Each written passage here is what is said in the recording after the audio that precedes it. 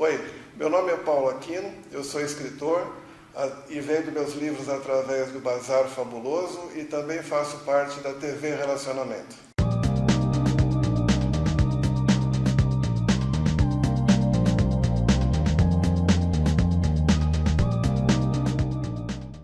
Olá, internautas, iniciamos mais um programa Você é Top. E hoje nós temos aí a honra de bater um papo com uma personalidade muito forte e uma pessoa que tem um conteúdo maravilhoso. Obrigada. Juliana, muito obrigado. Obrigada. Pela tua Obrigada. presença aqui, né? Os agradecimentos, então, para muito top, o Yara Zagolin, que nos brindou. Com né, certeza. E conseguiu essa proeza de trazer você aqui Imagina, no papo. eu que agradeço o convite. Juliana, conta um pouquinho para os nossos internautas onde você nasceu e um pouquinho da sua trajetória profissional. Vamos lá, eu nasci, não tem problema de falar o ano, em 1969, na cidade de Cruzeiro, fundo do Vale do Paraíba. Ingressei na Polícia Civil do Estado de São Paulo em 1993, aos 23 anos de idade. Fiquei um período na minha região. Em 2001 eu fui para São José dos Campos, fiquei em São José dos Campos, especialmente na Delegacia de Defesa da Mulher, até 2009. Depois, em 2012, nós viemos para São Paulo, ficamos aqui em São Paulo, tanto no CEPOL, que é o Centro de Comunicações e Operações da Polícia Civil, e terminamos na Corregedoria da Polícia Civil, aqui na capital. Perfeito. Quando que você, em algum momento da sua vida, você falou assim, eu quero a área policial na minha vida? Olha, eu sempre queria, desde que eu era jovem, eu queria uma área que eu pudesse ter um contato com a população, que eu pudesse ser útil na vida, na formação das pessoas. E a carreira do delegado de polícia dá essa proximidade maior com a população, porque o delegado é o primeiro que tem contato com a população. A gente brinca e fala que na hora do desespero, Deus lembra da polícia, a pessoa lembra de Deus e da polícia. Então, até a igreja fica fechada e a polícia fica 24 horas aberta. Então, o delegado é a primeira pessoa que a pessoa vai lá pedir o socorro na hora do desespero. E esse contato é muito importante. Os outros órgãos são fantásticos, as outras instituições são maravilhosas, mas esse contato com a população direto é o delegado de polícia que tem. E por isso que eu escolhi a carreira. Interessante, não foi influência dos pais, tios? Não, meu pai é dentista, minha mãe é professora, eu só tinha um primo distante que foi delegado de polícia, mas a gente não tinha tanto contato antes, eu brinco, falo que foi karma meu mesmo, né? Minha intuição, eu estava predestinada a isso, vamos dizer dessa forma. Muito interessante. Eu me recordo que eu vim numa cidade pequena chamada Monte Alto, e a gente, quando era moleque, tinha até uns 10 anos, a gente nem passava perto da cadeia. Todo mundo tem medo de passar perto da delegacia. Eu brinco e falo que ninguém vai me visitar na delegacia. Todo mundo que vai para a delegacia tem algum problema. E basicamente até a década de 70, você tinha nas delegacias a carceragem. Sim. Era uma coisa assim quase que era normal. Quando eu entrei, a gente tinha carceragem. Eu trabalhava geralmente com 70, às vezes até 150 presos atrás. Entendi. Interessante. E em nenhum momento, 14, 15 anos, você pensou, nossa, eu vou ter que falar com pessoas mal encaradas, pessoas, sei lá, fora da lei. Não te assustou? Não, olha, gente, eu já entrei aos 23 anos de idade, com 2 meses de polícia, eu já peguei um tiroteio dentro de uma delegacia. Entendi. Tá? Então aquilo ali já foi assim, era um policial que entrou, mesmo, né? é o mundo real, era um policial que entrou, porque ele estava com problemas com a família, tá? E ele entrou, a família entrou para reclamar dele e eu fui fazer a ocorrência, eu já pedi que ele se retirasse, porque eu ia ver o que estava acontecendo. Ele voltou e saiu atirando em todo mundo. Então aquilo ali já foi um contato que eu tive com 2 meses de polícia, até o pessoal ainda falava, agora a menina vai pedir exoneração, a menina vai embora. E eu fiquei 27 anos, depois eu ainda continuei firme. Então eu falo, ali foi minha prova de fogo.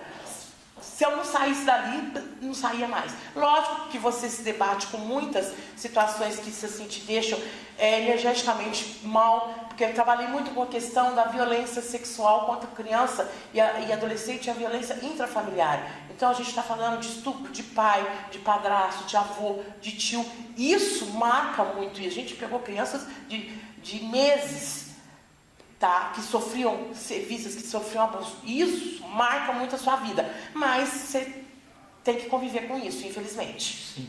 E no interior também ocorre? Você viu isso em São Paulo? Não, em São Paulo eu trabalhei mais na parte interna, eu trabalhei na parte administrativa do CEPOL. Ele pertence ao Departamento de Inteligência, que é o DIPOL, e a Corregedoria são partes mais internas. Eu trabalhei mesmo com isso no interior, no fundo do Vale Histórico, e principalmente em São José dos Campos.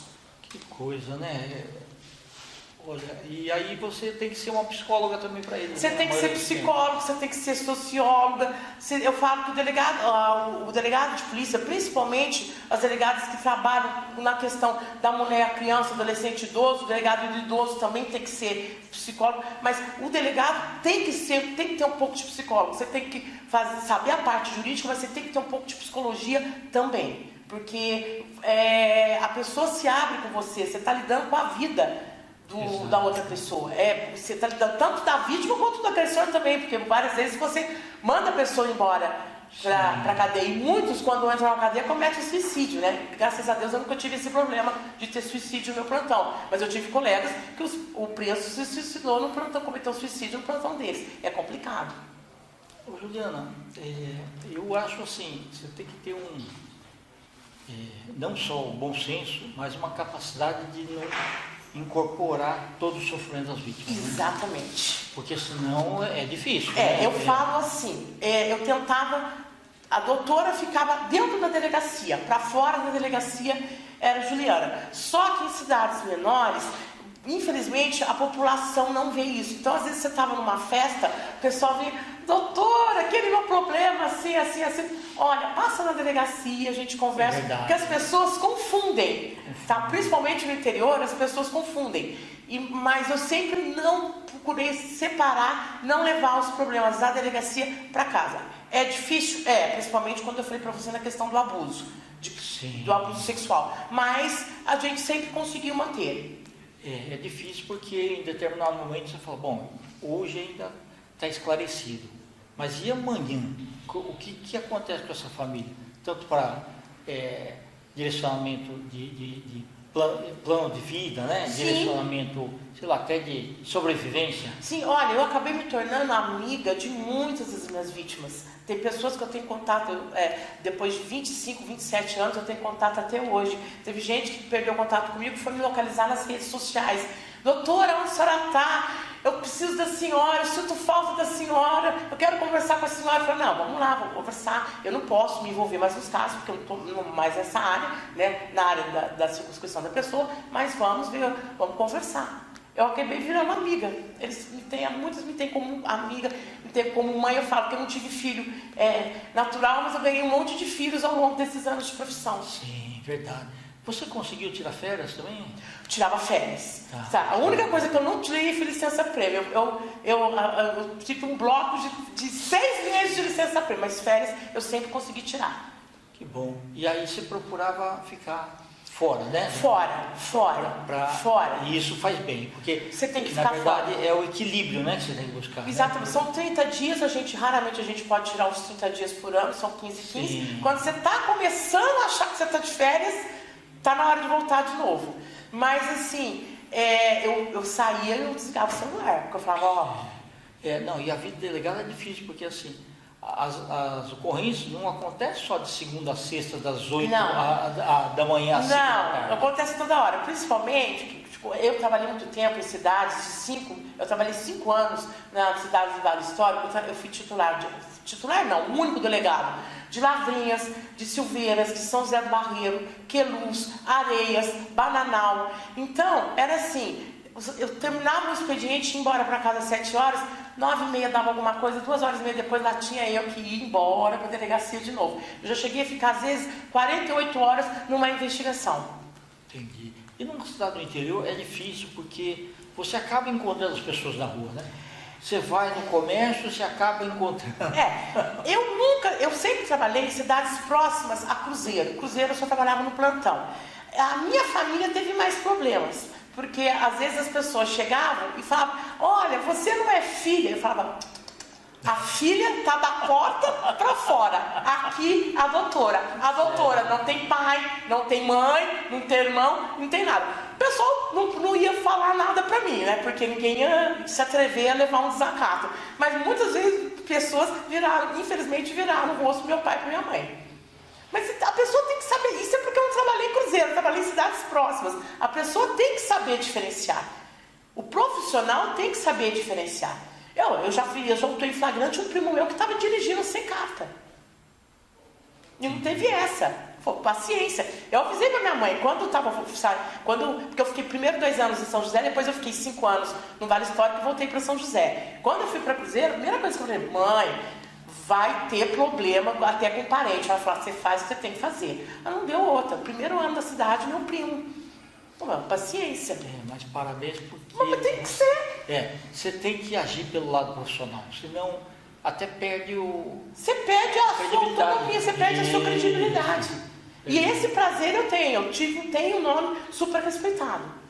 E sou bravo. O pessoal falava que essa mulher é brava. E você ainda tem um preconceito, porque quando eu entrei na polícia, em 1993, eram 10 mulheres aprovadas no concurso de 180 homens. Sempre eram 10 mulheres aprovadas.